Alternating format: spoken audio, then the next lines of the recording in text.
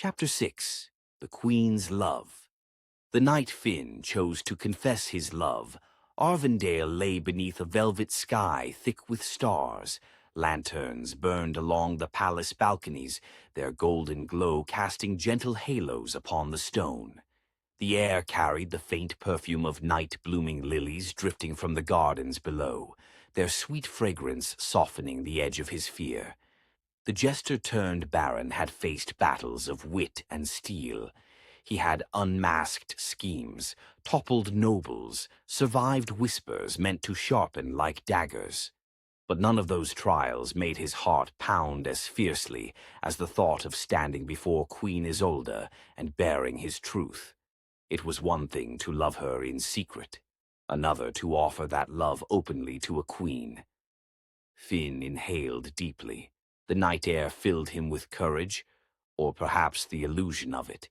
Either way, it would have to be enough. He found her on the moonlit terrace, a place she visited only when the weight of the crown pressed too heavily on her shoulders. She stood alone, hands resting on the railing, her golden hair falling in lazy curls down her back. The moonlight softened her in a way no portrait could capture.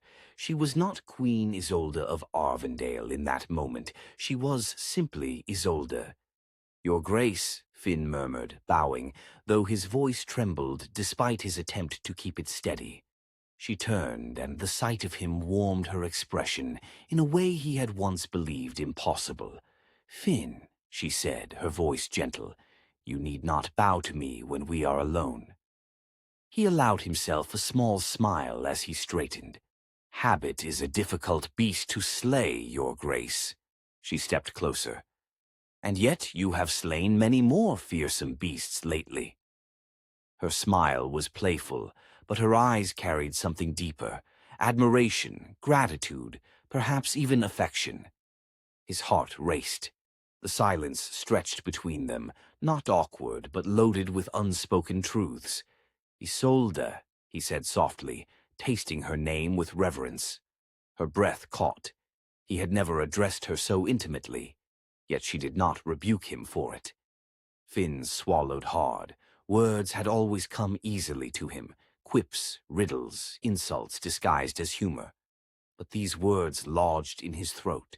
"I have stood by your side for years," he began slowly, "as your jester, your advisor, your friend." She stepped closer still. He could feel her warmth. "You have been more than that, Finn." His courage swelled. "I must tell you something," he whispered. "Something I have carried for longer than I should have." Isolde waited, her gaze steady, her posture open. He reached up, removing his gloves one finger at a time, not for comfort, but because he needed to feel the world clearly as he spoke. "I love you." The words spilled out, fragile and raw, like a bird freed from its cage. Isolde inhaled sharply. Her hand rose slightly, as if to reach for him, then hesitated. Finn rushed forward, unable to stop now. "I love you with a heart I never knew a fool could possess," he said, voice cracking. "Every jest I've ever spoken, every riddle I've crafted, every breath drawn in your presence, all of it has been for you. I have fought, schemed and bled for a chance to stand beside you, not as a fool or even as a baron, but as a man who adores you beyond words." His eyes burned. "I know it is forbidden. I know I am unworthy of a queen, but I had to tell you. Even if it costs me everything, I could not keep silent any longer." The confession hung in the air like a sword suspended by a thread. For a heartbeat, the world did not move. Then Isolde exhaled a trembling breath. "Oh, Finn," she whispered, stepping close enough for her gown to brush against him. "You think yourself unworthy, but you see me in a way no one else ever has. You have freed me from loneliness without even meaning to." Her hand rose again, and this time she let it rest against his cheek. Finn's breath halted. "I have loved you quietly," she admitted, "in moments stolen from duty, in glances I forced myself to look away from. I did not dare speak it. For a queen is not permitted the luxury of choosing her heart. Her voice cracked. But you gave mine a voice anyway. Tears slipped down Finn's cheeks before he realized he was crying. He pressed his forehead to hers, unable to stop himself. Isolde. Finn. Her lips found his, soft, tentative at first, then deepening with a passion that erased every boundary between them. The kiss was a collision of years of longing, a merging of two souls who had danced around each other far too long. When they broke apart, breathless, Isolde whispered, "Stay with me." And for the first time in his life, Finn felt truly whole. Their love blossomed quickly, faster than either intended. Morning councils were charged with stolen glances. Evening walks lingered with touches that defied propriety. Guards pretended not to notice. Ladies-in-waiting turned their eyes politely away. The kingdom buzzed with rumors. Some whispered approval, others whispered treason. But Isolde did not hide her affection, and Finn no longer cared to pretend. He stood beside her during audiences. He shared wine with her beside the fire. He was seen leaving her chambers after midnight, though always discreetly enough that gossip had fuel but not proof. Lucien, watching from the shadows, allowed himself a victorious smile. The gambit progressed exactly as he had hoped. Within weeks, the news had spread far beyond Arvindale's borders. High-born ladies swooned at the romance. Foreign lords scoffed at the scandal. Envoys carried the tale to distant courts. The queen who loved her fool turned barren. Some saw it as a sign of hope, that love might triumph over rank. Others saw weakness, vulnerability, a kingdom ruled by emotion rather than strategy. The High Council responded with barely concealed outrage.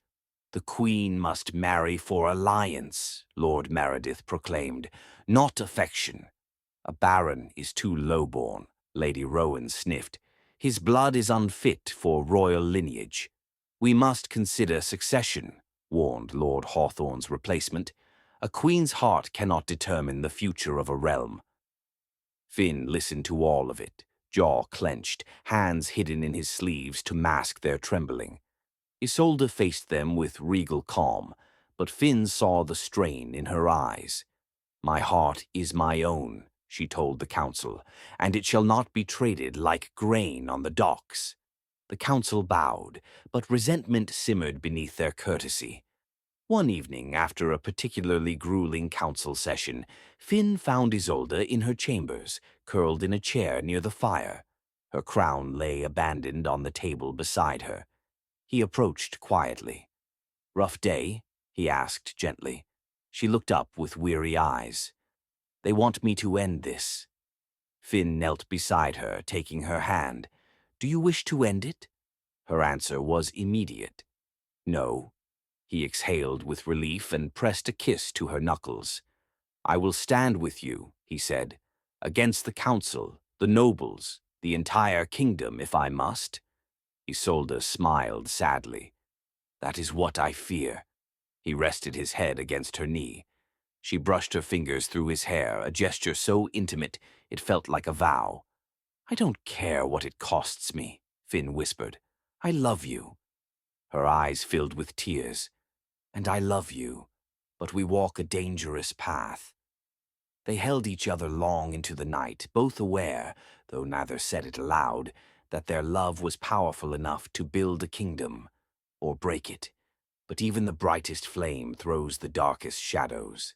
As Finn rose higher, jealousy festered in those who once mocked him. Old alliances reformed, old grudges sharpened like knives. Lucien began to drift, appearing less often, speaking in vaguer words.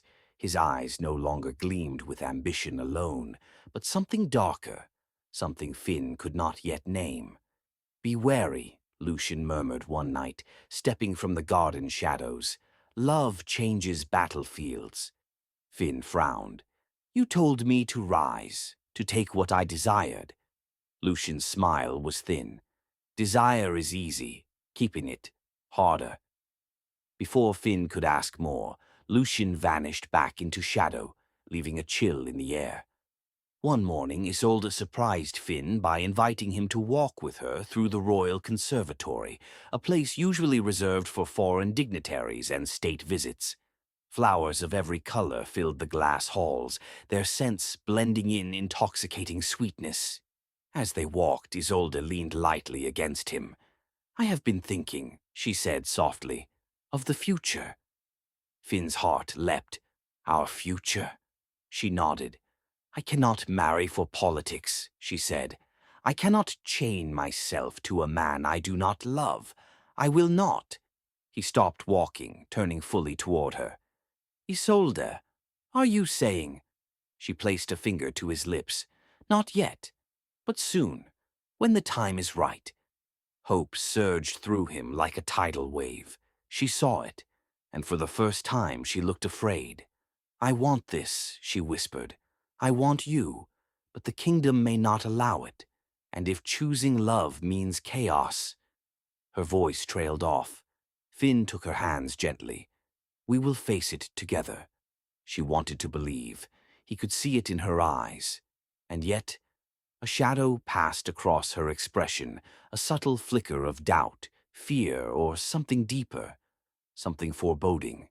For a short time, perhaps only weeks, they lived in something like bliss, meals shared in private, plans whispered under blankets, quiet laughter echoing through the palace halls. Finn had never known such joy, and it was at the height of that joy that tragedy found its foothold. Because stories like theirs, The Queen and Her Fool, rarely end with happily ever after. They are destined to burn beautifully, and to fall violently. One dawn, Finn woke alone in Isolde's chambers. She had slipped out early for counsel, a habit she had formed to protect him from whispered scrutiny. He pulled on his cloak and stepped onto the balcony overlooking the city. Arvindale lay quiet beneath the rising sun. Finn breathed deeply, letting the moment wash over him. For the first time, he allowed himself to imagine a life beside the Queen, not in secret, not in shadows, but in truth. His heart swelled with possibility. Then, faint but unmistakable, he heard footsteps behind him. A guard's voice. "Baron Finn, the council requests your immediate presence." The tone was neutral, too neutral. He turned slowly. The guard did not meet his eyes, and Finn's stomach twisted.